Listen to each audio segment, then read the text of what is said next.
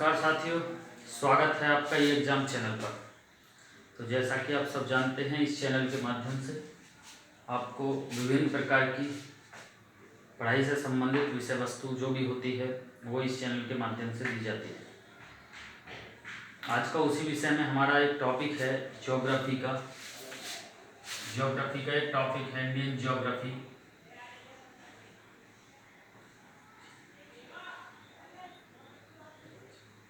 Geography का topic है भारतीय मानसून के संबंध में ज्योग्राफी। देखिए, सबसे पहले तो मैं आपसे ये कहूँगा, अगर आपको इस टॉपिक को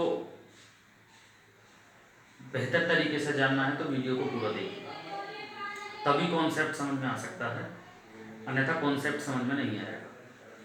इस टॉपिक को समझने का प्रयास कीजिए। जैसे जैसे समझाने का प्रयास मैं आपको करूँगा तो बिल्कुल ऐसे आप इस टॉपिक को समझने का प्रयास कीजिए, फिर मैं कह सकता हूँ हाँ वास्तव में आपके समझ में आ जाएगा। देखिए, भारतीय मानसून के विषय में आज हम बात करेंगे, जलवायु के बारे में भी बात करेंगे। भारत की जो जलवायु है दोस्तों, वो उष्ण कटिबंधीय जलवायु के अंतर्गत भारत देश आता है। जैसा कि आप सब जानते होंगे, इसको थोड़ा सा देखें। जैसा कि आप सब जानते ही हैं कि जो ग्लोब को, पृथ्वी को दो बराबर भागों में बांटती है उसको हम भूमध्य रेखा कहते हैं, जिसे 0 डिग्री अक्षांश भी कहते हैं, इसे विषुवत रेखा भी कहा जाता है। इसके बाद भारत के जो बीच से होकर गुजरती है कर्क रेखा, उसे हम 23.5 डिग्री अक्षांश, 23.5 डिग्री उत्तरी अक्षांश के नाम से भी जानते हैं, और जिसे हम कर्क रेखा भी कहते हैं। वहीं इसके बिल्कुल नीचे से एक दक्षिणी गोलार्ध में एक रेखा जाती है, इसे भी आप जानते होंगे, 23.5 डिग्री दक्षिणी अक्षांश, जिसको हम मकर रेखा कहते हैं। दोस्तों, आप सब जानते होंगे कि ये जो तीनों हैं ये मुख्य हैं। ऊपर वाली को हम कर्क रेखा कहते हैं, जो कि नॉर्थन हेमिस्फीयर में है, जिसको हम उत्तरी गोलार्ध बोलते हैं, और नीचे वाला हिस्सा जो है इसे हम दक्षिणी गोलार्ध बोलते हैं, जिसको साउथर्न हेमिस्फीयर भी बोला जाता है अंग्रेजी में। भूमध्य 0 डिग्री अक्षांश से लेकर 23.5 डिग्री उत्तरी अक्षांश मतलब कि कर्क रेखा, और 0 डिग्री अक्षांश से लेकर 23.5 डिग्री दक्षिणी अक्षांश मतलब कि मकर रेखा। दोस्तों, इस बीच के क्षेत्र में जितने भी कंट्री आते हैं, इस बीच के क्षेत्र में जितने भी कंट्री आते हैं उन्हें उष्ण कटिबंधीय जलवायु में रखा जाता है। इस बीच के हिस्से में जितने भी कंट्री आते हैं उनकी जलवायु को उष्ण कटिबंधीय जलवायु में रखा जाता है। ठीक है, अब आप ये सोच रहे होंगे भारत की उष्ण कटिबंधीय जलवायु कैसी है। जैसा कि आप सब जानते होंगे, भारत उत्तरी गोलार्ध में, यहाँ पर भारत की स्थिति है, यहाँ भारत की स्थिति है, और भारत उत्तर पूर्वी गोलार्ध में है। जो भारत की अवस्थिति है वो उत्तर पूर्वी गोलार्ध में है, जैसा कि आप सब जानते होंगे। अब आपके मन में एक विचार आ रहा होगा कि भारत से जो कर्क रेखा है वो बीचों बीच से गुजर रही है। भारत से कर्क रेखा बीचों बीच से गुजर रही है, या मैप में देख सकते हैं यहाँ से गुजर रही है ना, यहाँ से गुजर रही है। तो कहीं ना कहीं पे 23.5 डिग्री भारत के जो ऊपर का भाग है, यह कह सकते हैं, आप देख सकते हैं मैप में, कर्क रेखा है, ये वाली कर्क रेखा है। गुजरात, राजस्थान, मध्य प्रदेश, छत्तीसगढ़, झारखंड, पश्चिम बंगाल के रास्ते त्रिपुरा होती हुई आगे को गुजर रही है। ठीक है, तो भारत का जो कर्क रेखा के दक्षिण वाले भाग को दक्षिण भारत बोला जाता है, या फिर इसे हम प्रायद्वीपीय भारत भी कहते हैं, और कर्क रेखा के ऊपर वाले भाग को उत्तरी गोलार्ध उत्तर भारत बोला जाता है, जैसा कि आप सब जानते होंगे। अब बहुत स्टूडेंट्स के मन में ये सवाल होगा कि जब भारत से कर्क रेखा बीच से गुजर रही है, तो ये जो भारत का ऊपर वाला भाग है, ये जो भारत का ऊपर वाला भाग है, इसे तो शीतोष्ण क्षेत्र के अंतर्गत होना चाहिए। भाई इस क्षेत्र को तो शीतोष्ण क्षेत्र के अंतर्गत होना चाहिए। भाई सीधी सी बात है, इस क्षेत्र को शीतोष्ण क्षेत्र के अंतर्गत होना चाहिए क्योंकि ये कर्क रेखा के उत्तर में है। तो वहीं पर हमको एक बात ध्यान रखनी है दोस्तों, भले ही भारत का उत्तर वाला भाग जो नॉर्थ वाला हिस्सा है कर्क रेखा से ऊपर का, उसे क्यों उष्णकटिबंधीय क्षेत्र में ही रखा जाता है जबकि वो शीतोष्ण क्षेत्र के अंतर्गत आता है। अगर हम ग्लोब की स्थिति देखें, तो भारत का जो उत्तर वाला हिस्सा है वो शीतोष्ण क्षेत्र के अंतर्गत आता है या ठंडे क्षेत्र के अंतर्गत आता है, लेकिन वो फिर भी उष्णकटिबंधीय क्षेत्र में ही रखा जाता है। ऐसा क्यों? ऐसा इसलिए है दोस्तों कि यहाँ पर जो ये हिमालय है ये काफी ऊंचाई का है, और जब आप वर्ल्ड के मैप पर ये चीज देखेंगे, जो चाइना ऊपर से आने वाली यूराल पर्वत की तरफ से चलने वाली हवाएं, रूस से चलने वाली हवाएं, जो मंगोलिया चीन के रास्ते होती हुई जो शीत हवाएं हैं, जो रूस के यूराल पर्वत और मंगोलिया और चीन के रास्ते होती हुई जब भारत में आने का प्रयास करती हैं, तब वो हिमालय से टकरा जाती हैं और वो बिल्कुल भी जो शीत हवाएं हैं वो बिल्कुल भी भारत में प्रवेश नहीं कर पाती। चूंकि वो भारत में बिल्कुल भी प्रवेश कर ही नहीं पा रही हैं, तो इसलिए हम ये जो क्षेत्र है भारत का शीतोष्ण क्षेत्र ग्लोब पर होने के साथ साथ भी ये उष्णकटिबंधीय क्षेत्र में ही गिना जाता है या कह सकते माना जाता है। इतना हो सकता है आ गया हो समझ में। तो ये कुछ चीजें थी बेसिक सी जो बतानी थी। उसके बाद मानसून पर बात करते हैं। देखिए दोस्तों, अगर हम मानसून पर बात करें, भारत के मानसून को समझने के लिए आपको कुछ चीजें पहले समझनी होंगी, जैसे कि एक पॉइंट है, अगर आप समझ सकते हैं तो देखिए समझिए, ITCZ, इसका नाम आपने नहीं सुना होगा तो मानसून वाले चैप्टर में आप सुन सकते हैं। ITCZ क्या है? भारतीय मानसून को समझने से पहले ITCZ को समझना बेहद जरूरी है।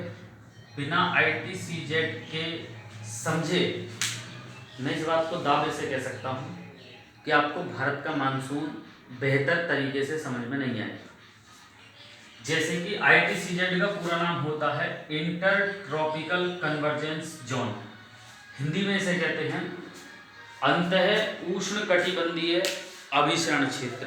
अंतः उष्णकटिबंधीय अभिसरण क्षेत्र से हिंदी में कहते हैं।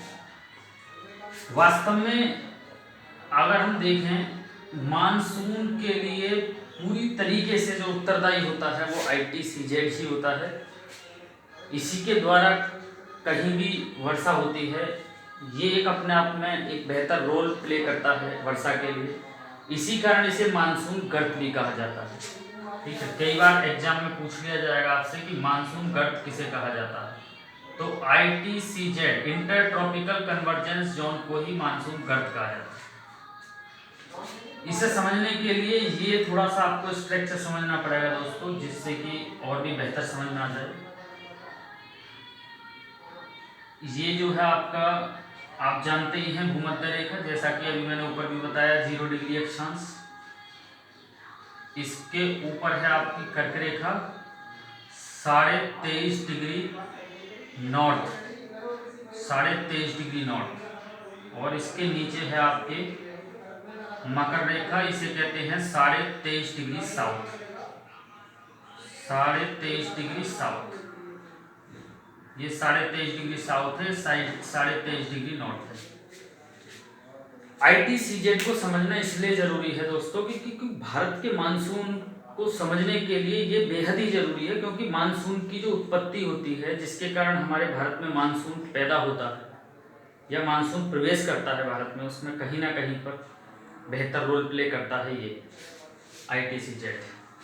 जैसा कि आप जानते होंगे, नहीं भी जानते हैं तो ये बात जान लें, मैंने पहले भी बताया है, पहले कुछ वीडियो में बताया है कि भूमध्य रेखा पर सूर्य की किरणें 2 बार लंबवत पड़ती हैं, एक तो 22 मार्च और एक 23 सितंबर। भूमध्य रेखा पर सूर्य की किरणें 2 बार लंबवत पड़ती हैं, एक तो 22 मार्च और 23 सितंबर।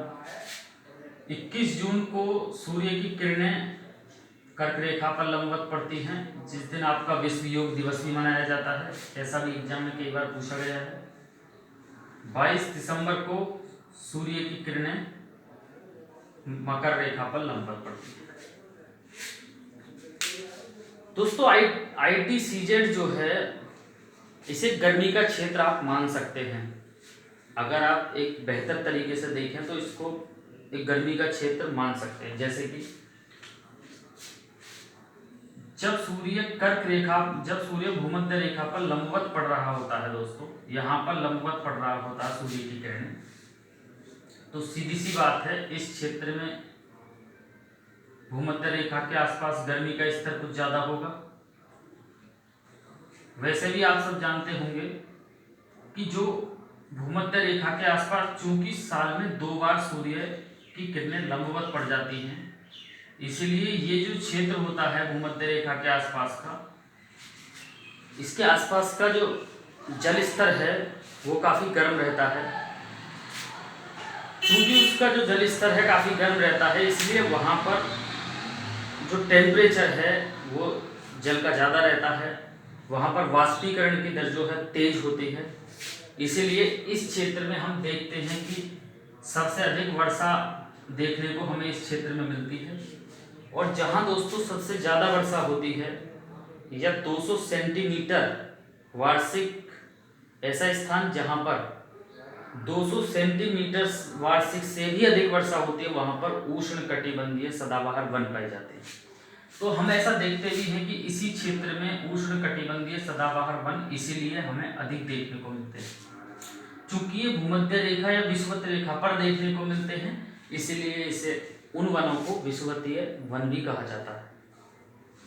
वहीं पर अगर हम देखें ITCZ की बात करें, देखिए ITCZ स्थिर नहीं होता दोस्तों, ये बात आपको याद रखनी पड़ेगी।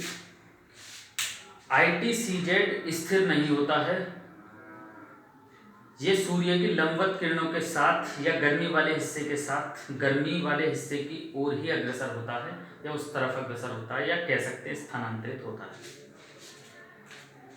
ये मान के चलिए कि अगर ITCZ का क्षेत्र ये है भूमध्य रेखा के पास, ITCZ inter tropical convergence zone, Hindi में इसे अंत है उष्ण कटिबंधीय विसरण क्षेत्र भी कहते हैं। अगर ये मान के चलिए कि 22 मार्च को अगर भूमध्य रेखा पर सूर्य लंबवत पड़ रहा है, यहाँ पर 22 मार्च को अगर सूर्य यहाँ पर भूमध्य रेखा पर लंबवत पड़ रहा है, तो हमें ध्यान रखना है उस समय जो ITCZ का क्षेत्र जो होगा वो आपका भूमध्य रेखा के ही पास होगा।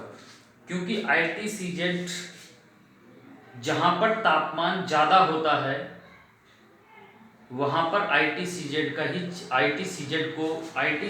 उसी के अंतर्गत आता है।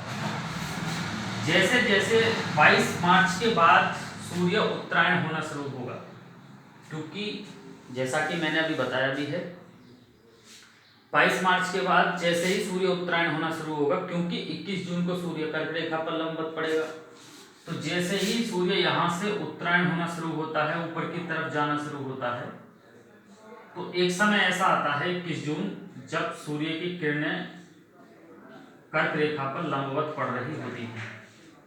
तो उस समय ITCZ का जो क्षेत्र होता है वो आपका कर्क रेखा पर पहुंच जाता है। ITCZ जब सूर्य 22 मार्च के बाद उत्तरायण होना शुरू हुआ, तो जैसे जैसे वह उत्तरायण होना शुरू हुआ, ऐसे ऐसे ही ITCZ का जो क्षेत्र है वो भी उत्तरायण होना शुरू हो गया। और 21 जून का जैसे ही समय आता है जब सूर्य की किरणें लंबवत पड़ती हैं कर्क रेखा पर या 23.5 डिग्री नॉर्थ पर, तो ये भी क्षेत्र आपका ITCZ भी इसी की तरफ स्थानांतरित हो जाता है। फिर आगे भी ऐसा होता है कि 21 जून के बाद सूर्य दक्षिणायन होना शुरू हो जाता है। भाई 23 सितंबर को सूर्य को फिर भूमध्य रेखा पर लंबवत पड़ना है, तो इसी कारण क्या होता है 21 जून के बाद फिर से सूर्य दक्षिणायन होना शुरू हो जाता है। और जैसे जैसे वो दक्षिणायन होता है ऐसे ऐसे ITCZ का क्षेत्र भी भूमध्य रेखा की तरफ स्थानांतरित होने लगता है। धीरे धीरे वो भी भूमध्य रेखा की तरफ स्थानांतरित होने लगता है। फिर से 23 सितंबर आते आते ITCZ बिल्कुल भूमध्य रेखा पर ही आ जाता है। तो कुल मिलाकर ITCZ जो है, हम एक आसान भाषा में अगर कहें तो वो जहाँ पर तापमान ज़्यादा होता है, जहाँ पर गर्मी ज़्यादा पड़ती है, वो ITCZ के क्षेत्र में माना जाता है। और ITCZ inter tropical convergence zone, ये ध्यान रखना, जहाँ इसका क्षेत्र होगा, ITCZ का क्षेत्र होगा, जहाँ तापमान ज़्यादा होगा वहाँ दाब कम होगा, निम्न दाब का क्षेत्र होगा। ध्यान रखना है, जहाँ तापमान ज़्यादा होगा, कह सकते हैं ITCZ जहाँ होगा वहाँ निम्न दाब का क्षेत्र होगा। या और एक आसान भाषा में समझिए, ये बात याद रखनी है कि जहाँ तापमान ज़्यादा होगा, जहाँ तापमान ज़्यादा होगा वहाँ पर निम्न दाब का क्षेत्र होगा, मतलब कि लो प्रेशर का क्षेत्र। और जहाँ तापमान कम होगा, जहाँ तापमान कम होगा वहाँ हाई प्रेशर का क्षेत्र होता है, या कैसे उच्च दाब का क्षेत्र। तो भारत में मानसून, चूंकि ITCZ को मानसून गर्त भी कहा जाता है, क्योंकि इसी ITCZ के ही माध्यम से भारत में मानसून आते हैं। उसका बेहतर सा एग्जाम्पल अभी मैं दिखाऊंगा आपको, यहाँ पर किस तरीके से आते हैं। पहले इस पॉइंट को ठीक तरीके से याद रखिए कि जहाँ तापमान ज़्यादा होगा, जहाँ गर्मी ज़्यादा होगी वहाँ लो प्रेशर का क्षेत्र होगा, निम्न दाब का क्षेत्र होगा। जहाँ गर्मी कम होगी वहाँ हाई प्रेशर का क्षेत्र होगा। और ये नियम है कि जहाँ लो प्रेशर का क्षेत्र होता है उस क्षेत्र को भरने के लिए हाई प्रेशर के क्षेत्र की हवाएं लो प्रेशर के क्षेत्र की तरफ चलती है। जहाँ हाई प्रेशर का क्षेत्र होता है उस क्षेत्र को भरने के लिए लो प्रेशर का जहाँ क्षेत्र होता है, उस लो प्रेशर के क्षेत्र को भरने के लिए हाई प्रेशर के क्षेत्र की हवाएं लो प्रेशर के क्षेत्र की तरफ आगे बढ़ती हैं। फेरेल के नियम के अनुसार, ध्यान रखना दोस्तों, फेरेल के नियम के अनुसार, क्योंकि इस मानसून को समझने के लिए कुछ ऐसे बेसिक्स पॉइंट्स हैं जो हमें याद रखने पड़ेंगे। फेरेल के नियम के अनुसार नॉर्थन हेमिस्फीयर, उत्तरी गोलार्ध में हमेशा हवाएं दाईं तरफ मुड़ती हैं, और फेरेल के नियम के अनुसार दक्षिणी गोलार्ध, साउथर्न हेमिस्फीयर में हमेशा हवाएं बाईं तरफ मुड़ती हैं। ये चीज़ें आपको याद रखनी पड़ेंगी, क्योंकि इसका कहीं ना कहीं पर यहाँ पर काम आने वाला है, जो भारत में मानसून के उत्पत्ति के लिए। अब क्या है, जब भारत में कर्क रेखा पर सूर्य लंबवत पड़ता है, तो सीधी सी बात है, जब कर्क रेखा पर सूर्य लंबवत पड़ रहा होगा तो भारत में काफ़ी गर्मी का क्षेत्र हो रहा होगा। ये समझ के चलिए कि अगर भारत कर्क रेखा पर सूर्य लंबवत पड़ा है 21 जून को, हालांकि उत्तरायण होने के साथ साथ ही गर्मी बढ़ने लगती है। ऐसा नहीं है कि एक साथ ही 21 जून को पड़ने के साथ ही वहाँ पर एकदम गर्मी पैदा हो जाएगी, ऐसा बिल्कुल नहीं है। जैसे जैसे सूर्य उत्तरायण होने लगता है, 21 जून से पहले भी काफ़ी ठीक ठाक मात्रा में गर्मी भारत में देखने को मिलती है। लेकिन चूंकि हम कह सकते हैं कि जब 21 जून को सूर्य कर्क रेखा पर लंबवत चमकता है तो भारत के हिस्से में, इस हिस्से में काफ़ी ठीक ठाक गर्मी देखने को मिलती है। अब चूंकि यहाँ पर गर्मी देखने को मिल रही है इस हिस्से में, तो यहाँ पर निम्न दाब का क्षेत्र पैदा हो जाता है। यहाँ पर निम्न दाब का क्षेत्र पैदा हो जाता है, और निम्न दाब का क्षेत्र होने के साथ जो हवाएं होती हैं वो लो प्रेशर की होती हैं। इस कारण फिर क्या होता है कि ये जो निम्न दाब का क्षेत्र पैदा हो जाता है, उस निम्न दाब के क्षेत्र को भरने के लिए जहाँ पर कुछ हद तक तापमान, जैसा कि आप जानते होंगे, बंगाल की खाड़ी है, अरब सागर है, अब अपेक्षाकृत यहाँ के तापमान यहाँ कम होता है, ऐसा सोच सकते हैं या कल्पना कर सकते हैं। कल्पना क्या है भी ऐसे ही। गर्मियों में स्थलीय भाग जलीय भाग की अपेक्षा अधिक गर्म हो जाता है। गर्मियों में जो स्थलीय भाग है वो जलीय भाग की अपेक्षा अधिक गर्म हो जाता है। तो यहाँ पर गर्मी ज़्यादा थी, ITCZ का क्षेत्र फिर यहाँ पर हो गया जहाँ पर टेम्परेचर ज़्यादा है। इसी कारण आपने देखा भी होगा राजस्थान के आसपास के इलाकों में काफी गर्मी पड़ती है। तो ये जो निम्न प्रेशर का क्षेत्र बना, निम्न वायुदाब वाली हवाएं हुई यहाँ पर, तो ये उस स्थान से उच्च वायुदाब वाली हवाओं को, उच्च वायुदाब वाली हवाएं इनकी तरफ अग्रसर होती हैं निम्न वायुदाब वाले क्षेत्र की तरफ। ध्यान दीजिएगा, जिस क्षेत्र में गर्मी अधिक होती है उस क्षेत्र में वायुदाब कम होता है, और जिस क्षेत्र में गर्मी कम होती है उस क्षेत्र में वायुदाब उच्च होता है। तो जो निम्न वायुदाब वाली हवाएं हैं वो जो निम्न वायुदाब वाला क्षेत्र है उसमें उच्च वायुदाब वाली हवाएं उनकी तरफ अग्रसर होती है। ध्यान दीजिएगा एक बार, जो निम्न वायुदाब वाला क्षेत्र है गर्मी अधिक होने के कारण, और जहां गर्मी कम है वहां से उच्च वायुदाब वाली हवाएं उनकी तरफ अग्रसर होती है उन स्थानों को भरने के लिए।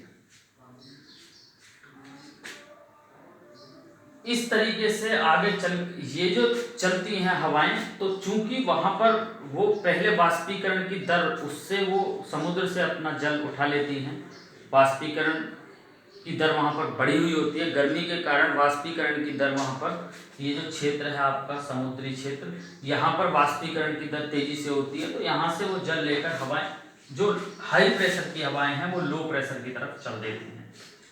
तो कहीं ना कहीं पर ITCZ अंतः उष्ण कटिबंधीय विसरण क्षेत्र, जिसको मानसून गर्त भी कहा जाता है, इसी कारण इसको मानसून गर्त कहा जाता है क्योंकि ये मानसून के लिए मुख्य रूप से उत्तरदायी होता है, यह कह सकते हैं। इसी के कारण मानसून भारत में आते हैं, भारत में ही लगभग सभी जगह आते हैं। तो भारत में किस तरीके से मानसून आया उसके बारे में अगर हम बात करें, देखिए मैंने अभी बताया है, ये नियम आपको याद रखना। फेरेल के नियम के अनुसार उत्तरी गोलार्ध नॉर्थन हेमिस्फीयर में हवाएं हमेशा दाईं तरफ, और साउथर्न हेमिस्फीयर दक्षिणी गोलार्ध में हमेशा हवाएं बाईं तरफ मुड़ती हैं। कुल मिलाकर अगर हम देखें, भूमध्य रेखा से ज्यादा भारत नजदीक नहीं है, ज्यादा नजदीक है, ज्यादा दूर नहीं है। तो जो जब सूर्य कर्क रेखा पर लंबवत पड़ रहा होता है, जब सूर्य कर्क रेखा पर लंबवत पड़ रहा होता है उसके आसपास होता है, तो यहाँ जो क्षेत्र होता है भूमध्य रेखा के आसपास का, वो उतना गर्म नहीं होता जितना कि कर्क रेखा के आसपास होता है। तो वहाँ से हाई प्रेशर की हवाएं चल पड़ती हैं, और वहाँ से वो, चूंकि वहाँ भी गर्मी होती है, तो वहाँ से वो जलवाष्प की मात्रा जो है ग्रहण करके चलती है। तो यहाँ से दक्षिणी गोलार्ध में बाईं तरफ चलने वाली हवाएं, यहाँ से दक्षिणी, फेरेल के नियम के अनुसार जो दक्षिणी गोलार्ध में बाईं तरफ मुड़ती हैं हवाएं, इस तरीके से बाईं तरफ मुड़ती हैं, वो भी क्या होता है कि वो भी यहाँ से जैसे ही वो उत्तरी गोलार्ध में प्रवेश करती हैं, जैसे ही वो यहाँ से उत्तरी गोलार्ध में प्रवेश करती हैं, तो उत्तरी गोलार्ध में प्रवेश करने के साथ साथ उनकी दिशा, जैसा कि मैंने अभी बताया भी है, फेरेल के नियम के अनुसार उत्तरी गोलार्ध में दाईं तरफ मुड़ती हैं। तो जैसे ही वो यहाँ से दक्षिणी गोलार्ध में बाईं तरफ चलती हैं, और जैसे ही उन्होंने भूमध्य रेखा को पार किया तो वो दाईं तरफ मुड़ जाती हैं। क्यों? फेरेल के नियम के अनुसार हवाएं उत्तरी गोलार्ध में दाईं तरफ। तो जो नीचे से हवाएं आई थी वो केरल के रास्ते यहाँ पर प्रवेश किया। इसी कारण कई बार एग्जाम में पूछा जाता है कि भारत में सर्वप्रथम मानसून किस राज्य में प्रवेश करता है। तो ध्यान रखना दोस्तों, इस यहाँ से केरल में प्रवेश करता है सबसे पहले, और इसे दक्षिण पश्चिम मानसून भी कहते हैं। इसे आपका दक्षिण पश्चिम मानसून भी कहते हैं, दक्षिण पश्चिम मानसून। भारत में दक्षिण पश्चिम मानसून के द्वारा ही भारत में सबसे अधिक वर्षा भी होती है। दोस्तों ध्यान रखना, 92% वर्षा दक्षिण पश्चिम मानसून के ही द्वारा होती है। दक्षिण पश्चिम मानसून की भी दो शाखाएं हैं, वो हम धीरे धीरे बात करेंगे। एक तो अरब सागर से जो उठती है, अरब सागर से उठने वाला मानसून, वो भी दक्षिण पश्चिम मानसून की शाखा है, और एक बंगाल की खाड़ी से उठने वाला मानसून, एक है बंगाल की खाड़ी से उठने वाला मानसून। तो दक्षिण पश्चिम मानसून भी दो शाखाओं में विभक्त है। अरब सागर की शाखा, एक तो अरब सागर की शाखा यहाँ से उठता है और एक बंगाल की खाड़ी की शाखा से उठता है। दक्षिण पश्चिम मानसून से भारत में सबसे अधिक वर्षा होती है, 92% वर्षा होती है। अगर इसकी अवधि की अगर हम बात करें तो दोस्तों याद रखना है, दक्षिण पश्चिम मानसून की जो अवधि होती है वो 1 जून से लेकर 1 सितंबर के बीच होती है। एग्जाम में कई बार पूछा जा सकता है, 1 जून से लेकर 1 सितंबर के बीच में होती है। उसके बाद मानसून के फिर लौटने की प्रक्रिया प्रारंभ हो जाती है, लेकिन इसकी अवधि यही होती है। तो अरब सागर से उठने वाला मानसून सबसे पहले केरल में वर्षा करता है। ध्यान रखना है, कई बार ऐसा क्वेश्चन एग्जाम में पूछे गए हैं कि भारत में सर्वप्रथम मानसून किस राज्य में वर्षा करता है। तो भारत में सर्वप्रथम मानसून केरल में वर्षा करता है और केरल के भी सबसे पहले मालाबार तट पर वर्षा करता है, क्योंकि केरल के जो तटीय भाग है, जो अरब सागर से लगा हुआ ये तटीय भाग है, इसके केरल के मालाबार तट पर वर्षा करता है। तो क्वेश्चन दो तरीके से एग्जाम में पूछा जा सकता है कि भारत में सबसे पहले दक्षिण पश्चिम मानसून द्वारा भारत में सबसे पहले वर्षा किस राज्य में होती है, केरल। अगर केरल ऑप्शन में नहीं है तो ध्यान रखना है, वो मालाबार तट भी दे देंगे, तो इसलिए हमें लगभग ये चीज याद रखनी है। इसके माध्यम से यहाँ पर ये वर्षा होती जाती है, पूरे पश्चिमी घाट पर ठीक ठाक मात्रा में वर्षा होती है।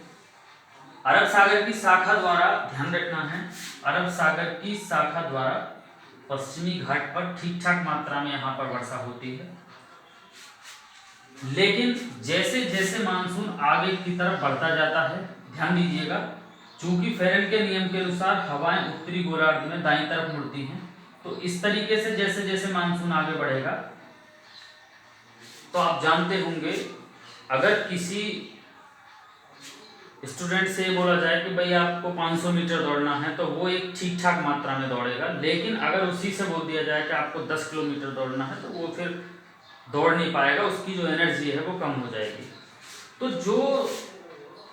जो हवाएं जल वाष्प ग्रहण करके यहाँ से चली थी अरब सागर से, तो सीधी सी बात है वो यहाँ पर ज़्यादा वर्षा करती जाएंगी, और आगे जैसे जैसे वो आगे बढ़ती जाएंगी या फिर जैसे जैसे वो दूरी तय करेंगी, उसकी जो वाष्पीकरण की दर है या उसमें वाष्प की जो दर है वो कम हो जाएगी, और जिससे कि आगे जितनी आगे जाती चली जाएगी उसकी वर्षा कम हो जाएगी।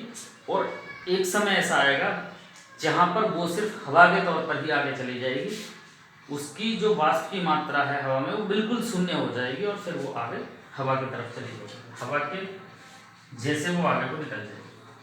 तो ये जो वर्षा है सबसे पहले केरल में वर्षा करती है, केरल में भी मालाबार तट पर वर्षा करती है। ध्यान दीजिएगा स्टूडेंट, इस अरब सागर की शाखा के द्वारा, दक्षिण पश्चिम मानसून की अरब सागर की शाखा के द्वारा तमिलनाडु में बहुत ना के बराबर वर्षा होती है। ध्यान रखना है दोस्तों, तमिलनाडु में बहुत ना के बराबर वर्षा होती है, थोड़ी बहुत थोड़ा पड़ती है, लेकिन इतनी वर्षा नहीं होती है।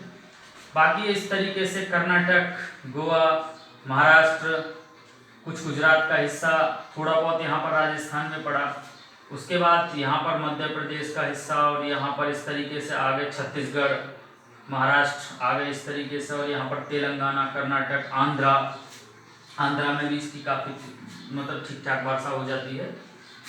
पश्चिम बंगाल और उड़ीसा में ये मानसून वर्षा इतना नहीं कर पाता है, बहुत ना के बराबर करता पाता है। उड़ीसा का भी अगर हम देखें तो पश्चिमी उड़ीसा में ही इस अरब सागर से उठने वाला मानसून जो है पश्चिमी उड़ीसा, और यहाँ पर देखें तो हम पश्चिमी बंगाल, बस इतना ही वर्षा कर पाता है। चूँकि जैसा कि आप सब जानते होंगे, पश्चिम बंगाल और उड़ीसा में, इन दो राज्यों में जो वर्षा होती है वो चक्रवातीय वर्षा अधिक होती है। चक्रवातीय, जैसा कि मैंने अभी पीछे एक वीडियो बनाया है उसमें बताया है कि चक्रवात, जैसा कि अभी हाल ही में अम्फान नाम का एक तूफान आया जिसको थाईलैंड ने नाम दिया अम्फान, तो अम्फान के द्वारा पश्चिम बंगाल में अम्फान आने के बाद और उड़ीसा में अब वहाँ पर लगातार एक दो दिन छेक कर वहाँ पर वही चक्रवातीय वर्षा होती है। कई बार तो ये एग्जाम में क्वेश्चन पूछ लिया जाता है कि चक्रवातीय वर्षा भारत के किन राज्यों में होती है, तो पश्चिम बंगाल और उड़ीसा में होती है। हालांकि इनके पश्चिमी भाग में अरब सागर की शाखा वर्षा करती है जो दक्षिण पश्चिम मानसून की है। बाकी तमिलनाडु में भी अरब सागर की शाखा से भी वर्षा होती है। तो अरब सागर की शाखा जो है जैसे जैसे आगे बढ़ती है उसी हिसाब से हवा में जो वाष्प है उसकी मात्रा कम होती है, और जैसे जैसे आगे बढ़ती है उसकी जो वर्षा की मात्रा है वो कम होती जाती है। इसी कारण क्या होता है कि जैसे वो स्टार्ट में भारत में प्रवेश करती है, भारत के स्थलीय भाग में प्रवेश करती है, तो पश्चिमी घाट पर सबसे अधिक वर्षा होती है। यही कारण है कि पश्चिमी घाट पर सबसे अधिक मात्रा में उष्ण कटिबंधीय सदाबहार वन पाए जाते हैं, क्योंकि जैसे वो अंदर वर्षा करना स्टार्ट करती है, चूंकि वो स्टार्ट में ही वर्षा करते हैं, इसलिए ये जो क्षेत्र है पश्चिमी घाट का, इसमें 200 सेंटीमीटर वार्षिक से अधिक वर्षा प्राप्त होती है। यही कारण है कि भारत के पश्चिमी घाट में उष्ण कटिबंधीय सदाबहार वन देखने को मिलते हैं। कई बार ऐसा क्वेश्चन एग्जाम में पूछ लिया जाए। उसके बाद अगर हम बात करें, कई बार ऐसा क्वेश्चन पूछा गया है कि दक्षिण पश्चिम मानसून की अरब सागर शाखा, ये पश्चिमी घाट का दक्षिणी इलाका है और ये पश्चिमी घाट का उत्तरी इलाका है। तो ध्यान रखना है, उत्तरी इलाके की अपेक्षा दक्षिणी इलाके में अधिक वर्षा होती है। एक बार फिर से ध्यान दें, पश्चिमी घाट की दक्षिणी इलाके की अपेक्षा उत्तरी इलाके की अपेक्षा दक्षिणी इलाके में अधिक वर्षा होती है। ऐसा क्यों है? क्योंकि दोस्तों जो दक्षिणी पश्चिमी घाट है नीचे वाला, यहाँ की पहाड़ियाँ कुछ ऊंची हैं। जो दक्षिणी पश्चिमी घाट है यहाँ की पहाड़ियाँ कुछ ऊंची हैं अपेक्षाकृत उत्तरी पश्चिमी घाट के। यही कारण क्या है कि यहाँ पर हवाएं टकराकर अधिक वर्षा करती हैं, और जबकि उत्तरी पश्चिमी घाट में इतनी वर्षा नहीं हो पाती कि जितनी दक्षिणी पश्चिमी घाट में होती है, क्योंकि उत्तरी जो पश्चिमी घाट है उसमें इतनी ऊंची पहाड़ी नहीं है जितनी ऊंची दक्षिणी पश्चिमी घाट में है। यही कारण है कि हवाएं दक्षिणी पश्चिमी घाट में टकराकर उत्तरी पश्चिमी घाट की अपेक्षा अधिक वर्षा करती है। कई बार ऐसा भी क्वेश्चन एग्जाम में पूछा जाता है। अगर हम इन हवाओं की बात करें तो ये हवा क्या करती है कि यहाँ से गुजरात से होती हुई जैसे ही राजस्थान में प्रवेश करती है तो थोड़ा बहुत उदयपुर साइड, यहाँ पर थोड़ा बहुत बांसवाड़ा के पास थोड़ा बहुत वर्षा कर भी देती हैं, लेकिन जैसे जैसे ये राजस्थान में आगे बढ़ती हैं और चूंकि पीछे से काफ़ी वर्षा करती हुई आ रही होती हैं, तो इनकी जो हवा में वाष्प की जो मात्रा है वो बिल्कुल शून्य हो गई होती है। तो इस कारण क्या है कि हवा के रूप में ही सिर्फ आगे बढ़ जाती हैं,